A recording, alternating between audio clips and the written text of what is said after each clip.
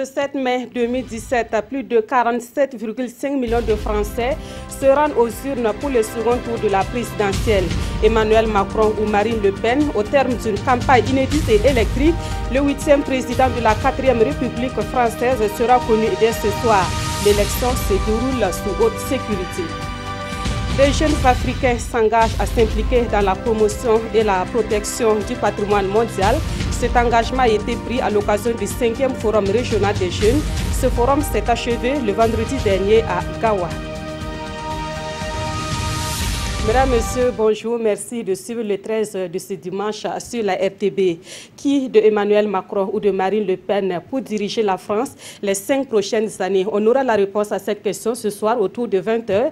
Le second tour de l'élection présidentielle française est en cours. Ils sont plus de 47 millions de Français à se rendre aux urnes ce 7 mai donc pour choisir le successeur de François Hollande. Le scrutin se tient sous haute sécurité. Depuis 8 h ce matin, plus de 47 millions d'électeurs sont appelés aux urnes pour désigner leur futur président de la République. Samedi, les électeurs résidant outre-mer ou à l'étranger ont été les premiers à voter pour départager Marine Le Pen et Emmanuel Macron, les deux candidats du second tour. Un scrutin hors norme au terme d'une campagne inédite qui a vu les deux principaux partis de gouvernement éliminés de la compétition. Ça m'inquiète pour mes petits-enfants, ça m'inquiète pour tout le monde, ça m'inquiète pour nous, l'avenir, tout le monde, etc. Ça m'inquiète beaucoup même, je dirais. Face à la menace terroriste, la sécurité des bureaux de vote a été renforcée avec le déploiement de plus de 50 000 policiers et gendarmes supplémentaires. Les premières estimations sont attendues ce soir à 20 h. Et à l'instar de leurs compatriotes, les Français résidant au Burkina Faso sont depuis ce matin dans le bureau de vote. Dans la capitale burkinabé, plus de 1000 électeurs votent pour le second tour de cette présidentielle française. Et pour l'instant, tout se déroule bien selon le constat fait par nos reporters Roger Kam et Aruna Mari. En file indienne, document de vote à la main, ces Français vivant au Burkina votent pour le second tour de la présidentielle de leur pays. Anne Vincent fait partie des 1775 électeurs inscrits du bureau de vote de Ouagadougou. Son bulletin de vote glissé dans l'urne, comme d'autres électeurs, va compter dans l'issue de ce vote qui oppose Emmanuel Macron à Marine Le Pen. J'aimerais revoir une France tolérante, une France brillante sur le plan économique, politique nationale, politique internationale, qu'elle reprenne un peu sa place, qu'elle a su avoir dans le passé. C'est important de voter, c'est le début du processus par lequel on donne notre pouvoir de citoyen, on le confie à une personne qui va l'exercer en notre nom pendant 5 ans. Donc c'est important pour tout ce qui concerne la vie commune, la vie de la collectivité, la vie de la nation. Donc c'est très important de voter pour ça. Ils sont en tout plus de 2000 Français inscrits dans les différents bureaux de vote de Ouagadougou et Bobo-Dioulasso. Côté scrutin, tout semble se dérouler normalement ici à l'Institut français de Ouagadougou, un des bureaux de vote. Aucun incident, juste une personne qui n'était pas inscrite et qui a demandé à l'être. Malheureusement, il n'est pas venu au premier tour, donc on n'avait pas pu constater son absence sur la liste. Et là, ça sera très difficile parce qu'il vient de nous demander de faire le recours et je pense que, on va l'envoyer là tout à l'heure, mais ça me paraît très difficile, surtout qu'il prend l'avion à 14 h. Au niveau des Français de l'étranger, Emmanuel Macron, 39 ans, le candidat du mouvement En Marche, avait obtenu plus de 40% des voix contre 6,5% des voix pour Marine Le Pen, la candidate du Front National. Les résultats de ce second tour de scrutin sont attendus dans la soirée. Et à la mi-journée, le taux de participation était de 28,23% selon les chiffres donc du ministère de l'Intérieur de la France. Ce taux est quasi stable par rapport au premier tour. Autre point de l'actualité, 75 ans de sacerdoce Burkina-Niger. L'Église catholique l'a célébré cette semaine. Le clou de cette célébration a été la messe d'action de grâce qui a été dite hier samedi à Yarma. Les prêtres, les évêques et les fidèles se sont mobilisés pour cet événement sacerdotal. Auparavant, ils ont tenu un colloque au cours duquel des recommandations ont été faites dans le sens de renforcer la foi et la cohésion au sein de l'église famille. Kwale Nebie, Nathalie Sawadgo, Nabalou. Une messe d'action de grâce et d'espérance célébrée ici à Yagma pour clôturer les 75 ans du sacerdoce Burkina-Niger. C'est le 2 mai 1942 que les 3 premiers prêtres ont été ordonnés, à savoir Zachary Nikiama de Koupela, Joseph Ouedraogo et Paul Zungrana de Ouagadougou. C'est cet événement que nous avons voulu commémorer, rendre grâce au Seigneur. Au cours de cette célébration, son éminence a insisté sur la nécessité non seulement pour les prêtres, mais pour l'ensemble du peuple de Dieu, de mettre tout en œuvre pour réaliser le désir du Seigneur Jésus-Christ. Et pour cela, 2 défis majeurs s'imposent. Dans le défi de la sainteté, qui reste un défi permanent pour tout le monde, les prêtres comme tous les baptisés, et le défi de la mission, tout baptisé doit être missionnaire, s'impliquer dans la mission. Et le pape résume très bien cela en disant dans une belle formule, le véritable missionnaire, c'est le saint. L'une des activités phares de ce jubilé est l'organisation du colloque qui a permis à plus de 500 prêtres et évêques venus du Bénin, du Niger et bien entendu du Burkina Faso de mener la réflexion sur les défis qui s'opposent à eux. Des résolutions et des recommandations ont été faites à cet effet. Les recommandations, donc, c'est surtout dans le sens de la formation et dans le sens de la vie des prêtres. De meilleurs moyens pour redécouvrir davantage Jésus-Christ et pour vivre dans une plus grande sainteté. Cette action de grâce est également un grand moment de réjouissance pour ces hommes de Dieu.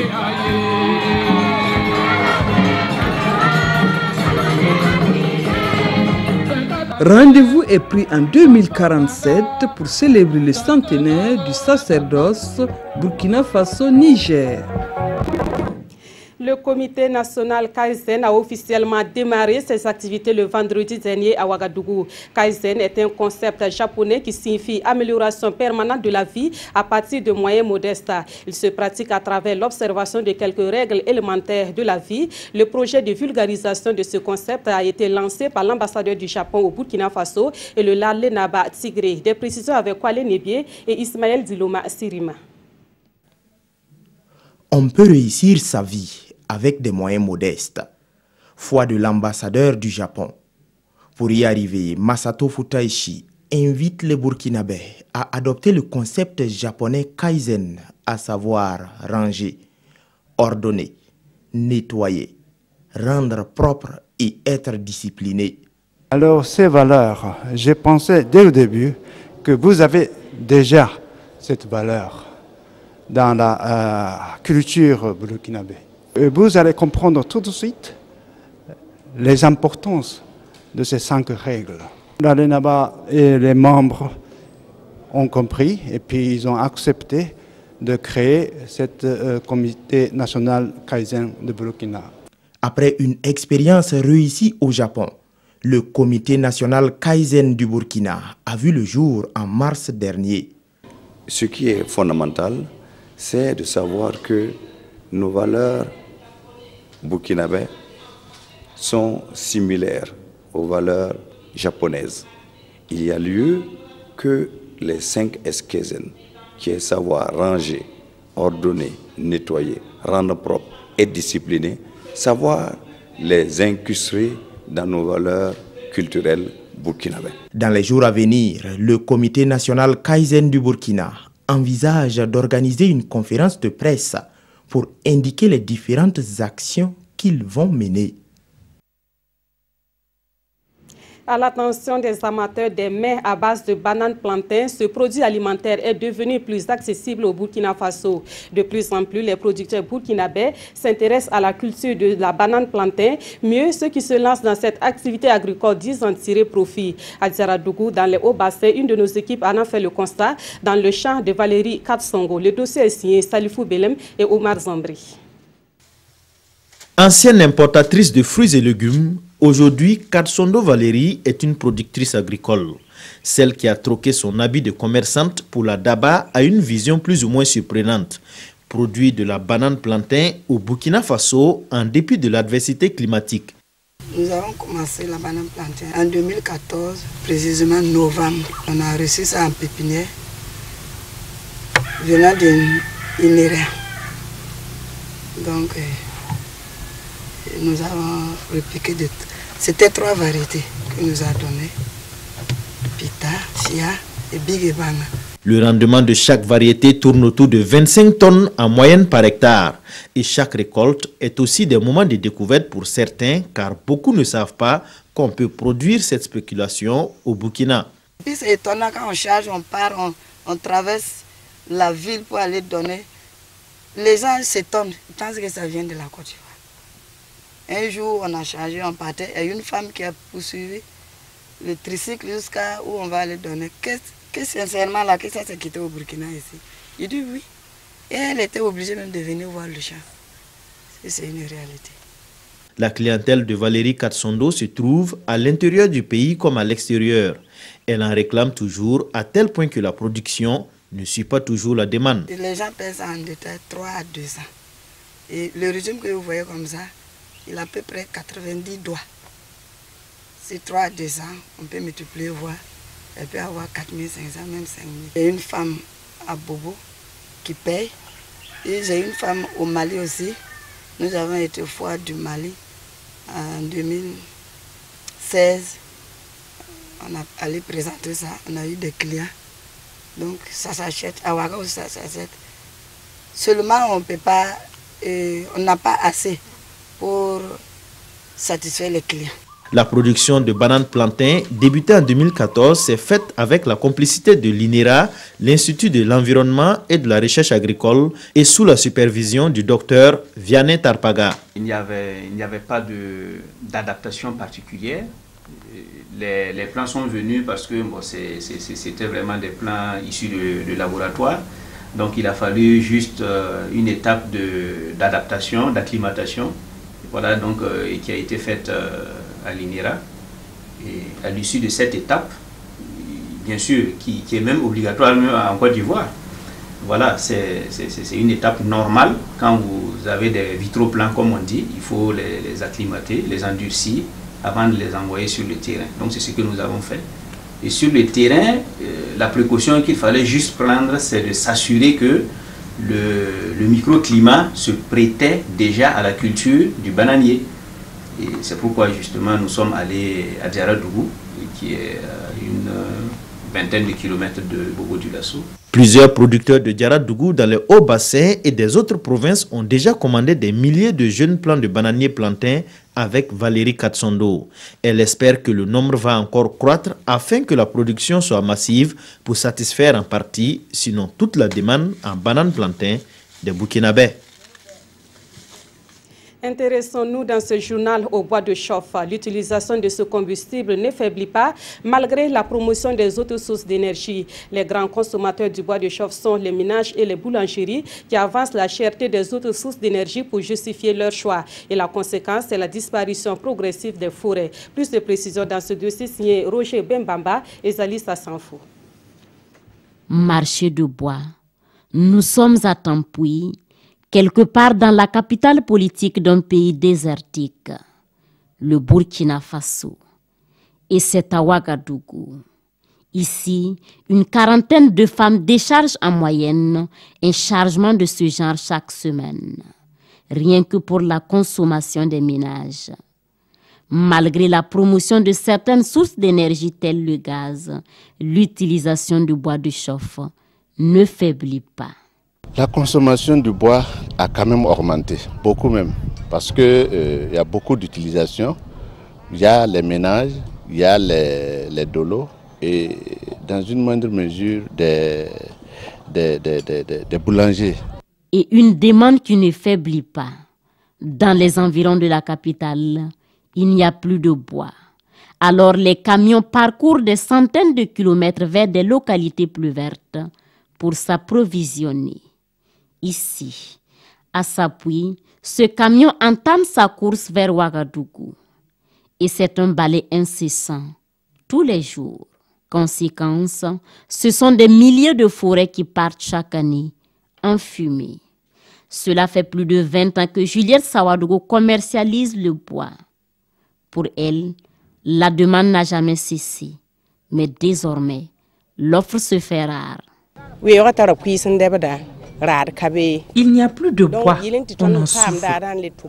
C'est un vrai parcours du combattant pour avoir ce bois pour pouvoir vendre. Alors, Doit-on interdire l'utilisation du bois de chauffe? Certainement pas, selon ce contrôleur des eaux et forêts. L'état de pauvreté des ménages, tout le monde n'a pas accès au gaz et tout ça. Donc il faut qu'on insiste sur l'utilisation rationnelle donc, du bois, qui permet aux ménages d'utiliser l'énergie du bois et permettre également à la forêt de régénérer. Donc c'est cette jonction-là, on doit travailler à ce que les forêts-là demeurent et à ce que les ménages utilisent mais rationnellement le bois. Et la solution trouvée, la voici, des forêts, rien que pour couper le bois. On a entrepris des actions qui visent à ne pas permettre les gens de couper au hasard, de couper n'importe où. C'est là qu'on a identifié des zones de coupe. Et dans ces zones, on a prévu des aménagements. On a même écrit des plans d'aménagement. Et dans chaque zone, on a ce qu'on appelle des parcelles de coupe. Donc ce qui veut dire que chaque fois qu'on coupe, par exemple cette année, cette parcelle, on attend encore 10 ans pour repartir dans la même parcelle. Le bois de chauffe n'est pas la seule cause de déboisement. Pour le charbon, une autre énergie prisée aussi. Des forêts disparaissent. À cela, il faudrait ajouter les utilisations diverses. Voilà, l'ampleur et la conséquence de l'utilisation du bois de chauffe constitue le sujet du grand format de ce dimanche et c'est à suivre dans la grande édition de 20h. Nous mettons à présent le cap sur Gawa où s'est achevé vendredi dernier la deuxième édition du Forum régional des jeunes. 10 jours durant, des jeunes venus de plusieurs pays africains ont mené la réflexion sur le patrimoine mondial. Ce forum s'est tenu sous le signe de l'implication des jeunes dans la promotion et la protection du patrimoine africain. Et pour que cette implication soit effective, les jeunes ont pris des engagements et ont formulé des recommandations. Des précisions avec Basile Bassolé et Aboubakar Traouri. Ces jeunes venus de 22 pays d'Afrique ont pris connaissance des enjeux et des difficultés liées à la protection et à la conservation du patrimoine mondial africain. Ils sont aussi informés des difficultés d'implication des jeunes dans ces domaines. Cette soixantaine de jeunes a fait donc des recommandations pour faciliter leur action dans la sauvegarde et la promotion du patrimoine africain. Les principales recommandations sont que les États puissent impliquer davantage les jeunes et les communautés locales dans les prises de décisions pour en ce qui concerne la préservation du patrimoine et d'intégrer également l'apprentissage de la conservation, tout ce qui a trait au niveau des biens patrimoniaux mondiaux dans les programmes pédagogiques scolaires. Des recommandations que le Burkina est censé mettre en œuvre, surtout qu'environ un tiers de ces éléments de patrimoine étaient en voie de disparition en 2016. Je m'engage à accélérer le processus de leur mise en œuvre. Parce que notre patrimoine, c'est notre richesse. Notre patrimoine, c'est notre raison d'être dans le monde. Le Fonds pour le patrimoine mondial africain et le Centre du patrimoine mondial de l'UNESCO, pour leur part, sont satisfaits des résultats de ce forum. Il y a eu d'excellentes initiatives à Gawa, notamment l'innovation faite par les jeunes, de soutenir des projets communautaires. Rendez-vous est pris pour l'année prochaine au Mozambique pour la 3e édition du Forum régional des jeunes sur le patrimoine mondial. La culture Bissa dans toutes ses facettes était à l'honneur cette semaine à Zabré dans la province du Boulgou. La 5e édition du festival Kafouzi a refermé ses portes hier samedi sur une note de satisfaction. Des prestations de troupes traditionnelles, un concours d'art culinaire et une exposition de produits artisanaux étaient au menu de ce festival. Un festival initié par l'association Kafouzi. Amadou Ilboudo, Bouma Ernest Nebi.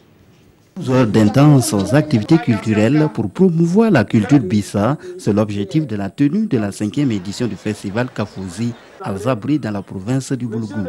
Il s'agit d'une éducation, l'éducation à la culture, à utiliser sa culture comme valeur essentielle pour mieux vivre. C'est une culture Bissa présentée dans toutes ses facettes au public.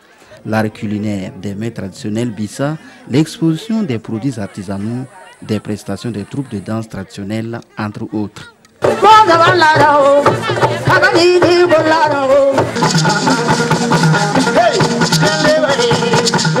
Les soirées réservées aux concours de danse traditionnelle, de contes et autres disciplines a permis de récompenser plusieurs lauréats. Ainsi, la troupe de Garango est sacrée meilleure troupe en danse traditionnelle.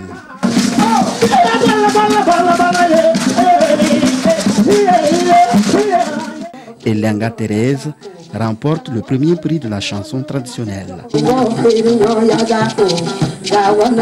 Quand nous avons appris qu'il y avait le festival Kafosi, nous avons fait le planning des entraînements et nous avons tracé le scénario et commencé les répétitions. Voilà. On est venu même parachever ici et en tout cas ça nous a porté fruit. Le prix en compte revient à Gouba Ferna. Et la compétition en art culinaire a été remportée par Yabré Bouto Thérèse avec son plat dénommé Brima, Ambissa et un couscous fait à base du haricot.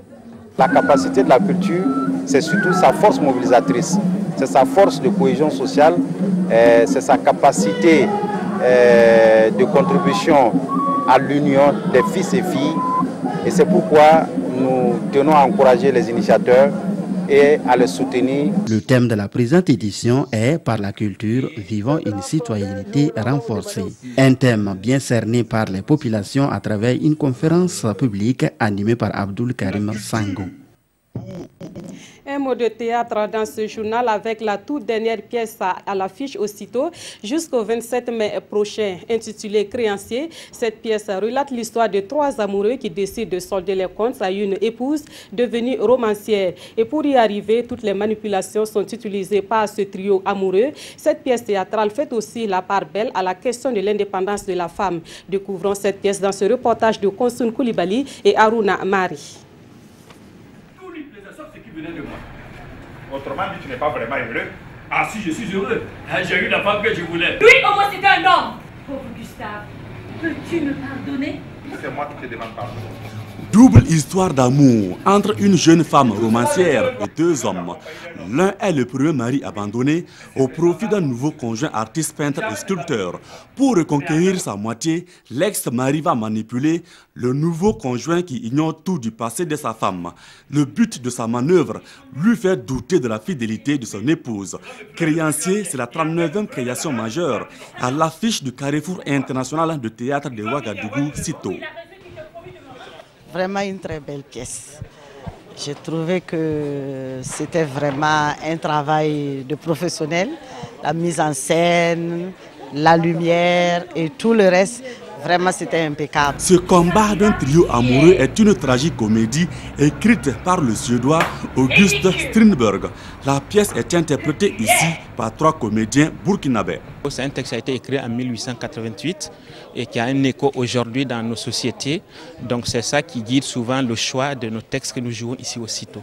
Dans cette création est critiquée la posture de la femme émancipée qui veut s'offrir trop de liberté. L'auteur révèle également que l'amour, même s'il n'est pas une monnaie, il n'est pas non plus un acte gratuit.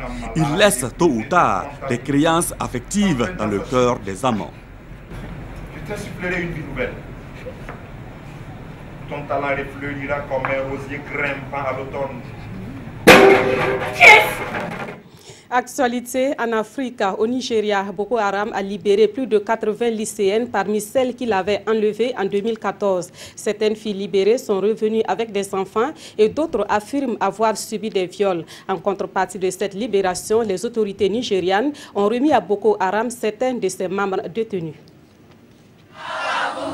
Les djihadistes de Boko Haram ont libéré 82 des plus de 200 lycéennes enlevées à Chibok au Nigeria il y a maintenant 3 ans. Elles ont été remises aux autorités nigérianes en échange de détenus, membres du groupe terroriste africain. La libération s'est faite ce samedi près de la frontière avec le Cameroun dans le nord-est du Nigeria. Elles se trouvent actuellement à Banki et doivent être reçues par le président Buhari à Abuja ce dimanche.